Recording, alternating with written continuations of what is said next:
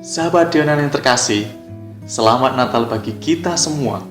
Semoga berkat perayaan kelahiran Tuhan kita Yesus Kristus, iman kita semakin teguh, iman kita semakin dikuatkan oleh karena kelahirannya. Amin.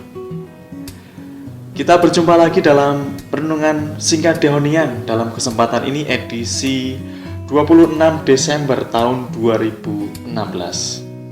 Renungan dalam kesempatan ini akan diberikan oleh saya sendiri, Frater Diakon Jenly Imawan, SCY. Sebelumnya marilah kita mendengarkan bacaan Injil yang akan menjadi pokok permenungan dan refleksi.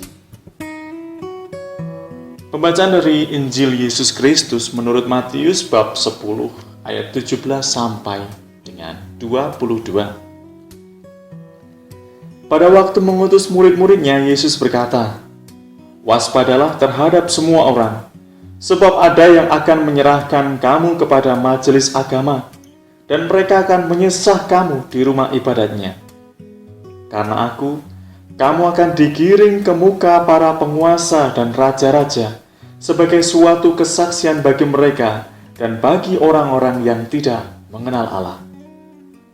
Apabila mereka menyerahkan kamu, janganlah kamu khawatir akan bagaimana dan akan apa yang harus kamu katakan, karena semuanya itu akan dikaruniakan kepadamu pada saat itu juga.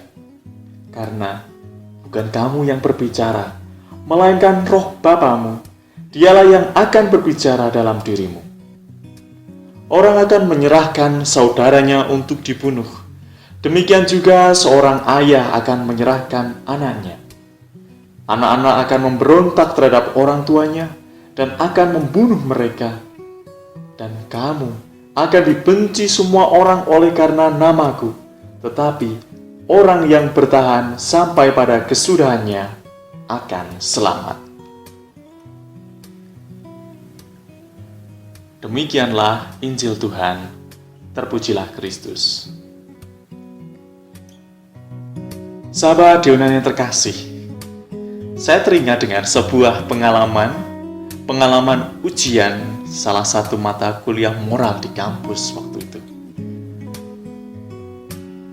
Ujian ini bersama dengan dosen kami, dosen tercinta, yakni Romo Matius Mali CSSR, seorang Romo dari Kongregasi Redemptoris. Ujian waktu itu yang kami hadapi, saya bersama dengan rekan-rekan mahasiswa lain, adalah ujian lisan, yakni ujian tatap muka langsung bersama dengan dosen, dengan menjawab beberapa pertanyaan yang diajukan. Nah, saat dan waktu ujian jatah saya pun dimulai. Saya ingat betul ketika saya memasuki ruang ujian melihat raut muka Romo Mali. Saya ingat betul bagaimana raut muka beliau ketika saya memasuki ruang ujian tersebut. Pikir saya dalam hati kelihatan sangat-sangat, dan mungkin bagi mahasiswa lain mengatakan muka seperti muka killer, ya, pembunuh. Serasa beliau ingin menghabisi saya dengan beberapa jurus jitu dalam pertanyaan-pertanyaan ujian yang hendak beliau tanyakan kepada saya. Berhadapan dengan situasi itu, saya mencoba untuk menenangkan diri, bahkan mencoba untuk menghibur dalam hati sembari berkata, itu kan memang gaya Romo Mali. Kalau ujiannya seperti itu, beda sih kalau memberikan materi kuliahan yang kadang membuat mulut ini terbuka. Entah terbuka karena tawa terbahak-bahak, entah terbuka karena mengimbangi tertutupnya kelopak mata sembari menahan rasa kantuk yang menggebu. Memang beda ketika sekarang beliau duduk dalam ruang ujian. Apalagi ujian yang hendak dilakukan dan saya alami dan saya jalani ini adalah ujian lisan. Ujian pun dimulai waktu itu. Beliau langsung mengajukan pertanyaan kepada saya, yaitu pertanyaan pertama. Memang saya rasa pertanyaan pertama adalah pertanyaan keberuntungan bagi saya, karena dengan begitu mudahnya saya menjawab sesuai dengan materi PowerPoint yang pernah Romo Mali berikan kepada kami. Saya yakin 100% yakin dengan jawaban yang saya sampaikan bahwa itu betul. Tapi apa kata beliau? Jawabanmu itu ngawur. Merasa tidak terima dengan sanggahan beliau, saya pun mempertahankan diri dengan mengatakan, "Loh, jawaban saya kan sama persis dengan materi PowerPoint yang diajarkan oleh Romo. Bagaimana saya ngawur?" Mendengar itu, Romo Mali berkata dengan nada sinis yang kental dengan gaya timurnya, sudah jawabnya salah, bela diri lagi." Sempat saya merasa bingung dengan dosen ini. Pikir saya, pertanyaan sudah saya jawab dengan benar karena sesuai dengan materi yang telah diberikan. Tapi mengapa Romo Mali malah menyanggahnya bahwa itu salah? Belum lama pikiran itu muncul dalam hati. Romo Mali memberikan satu pertanyaan dengan nada yang menyejukkan hati. "Jenli, jika pertanyaan yang terakhir ini kamu jawab dengan benar, sudah, kamu kasih nilai A." Jreng, serentak. Mendengar perkataan itu, rasa kecil dalam hati ini terasa menjadi besar, serasa terobati. Sambil mengamini bahwa sikap dan tanggapan Romo Mali sejak awal adalah jurus jitu dalam menghadapi setiap mahasiswa yang ujian dengan beliau. Beliau ingin mengetes bagaimana tingkat keyakinan mahasiswa terhadap jawaban yang diutarakan. Sahabat Deonen yang terkasih,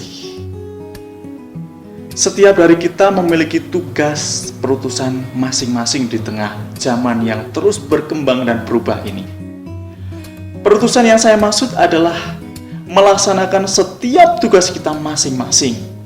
Dan Romo Mali, salah satu dosen tercinta di kampus kami, telah menjalankan tugas perutusan beliau, yakni dengan mengajari kami, para mahasiswa, bahkan dengan cara yang sungguh khas ketika kami ujian, adalah salah satu cara bagi beliau untuk mewujudkan tugas perutusannya.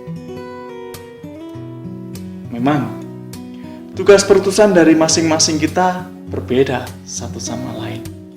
Tetapi, tugas yang sejatinya dilakukan atas dasar panggilan sebagai murid Tuhan Yesus Kristus adalah tugas yang patut kita laksanakan sesuai dengan kemampuan kita masing-masing. Dan ingat, rahmat Tuhan selalu menyertai. Untuk itu, kita harus sadar bahwa Tuhan sendirilah yang sungguh mengutus kita dan memilih kita dalam melaksanakan setiap tugas perutusan. Dan Ia pun akan selalu mengutus Roh-Nya, Roh Bapanya, untuk selalu menyertai dan ada bersama dengan kita.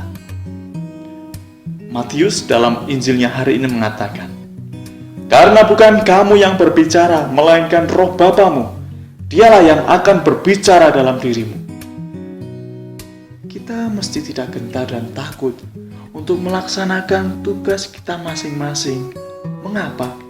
Karena Roh Allah sungguh ada bersama dengan kita. Saya pribadi yakin Romo Mali telah melaksanakan tugasnya sebagai dosen dengan sebaik mungkin karena yakin akan penyertaan Roh Allah dalam tugas perutusannya. Kini, saya dan Anda semua dipanggil untuk dengan setia dan penuh semangat melaksanakan tugas perutusan sembari terus mengamini bahwa Roh Allah menyertai. Tuhan memberkati. Amin.